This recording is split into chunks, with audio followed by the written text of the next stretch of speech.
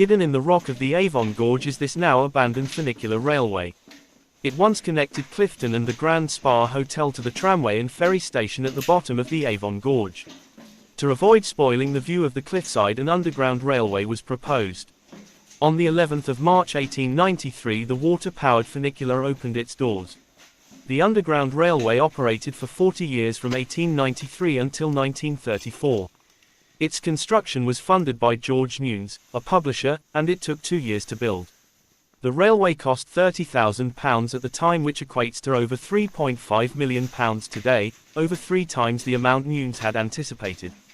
The tunnel was cut through the limestone cliffs using hand and machine drills. The railway is an impressive 137 meters long and rises 61 meters high. It is at a 45% gradient, so it is easy to understand the need for the railway during the Victorian era. You could not expect Victorian ladies to hike up the cliff to visit the spa.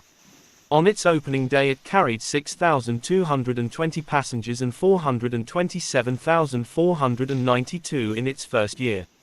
Year on year, the number of passengers dwindled until 1908, when it was declared bankrupt.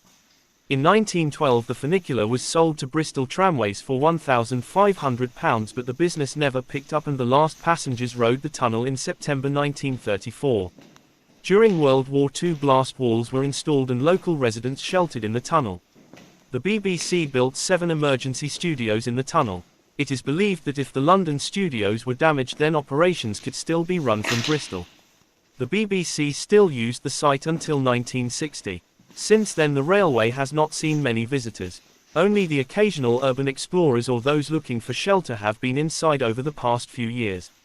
Since 2005, volunteers have been working to restore and preserve the railway's history. In 2019, a local businessman bought the site, hoping to renovate the railway and turn it into a museum. During September 2019, there were guided tours of the railway. However, this project seems to have been put on hold and there have been no further tours or renovations. The plan in 2023 is still for the railway to open to the public to share its unique history with visitors. The tunnel was very steep with steps that felt never-ending, and we were accompanied by the constant sound of dripping water. A spooky sound for a pitch-black tunnel that was rumored to be occupied by those needing shelter. The tunnel is well made and lined with bricks, and the steps are very solid, so there were no fears of falling through or causing injury. In places, the hewed rock can still be seen, which highlights the manpower that was needed to construct the tunnel. At intervals were platforms and seating areas. Presumably these were made during the war for those that sheltered in these tunnels. With no flushing toilets, these must have been very primitive shelters.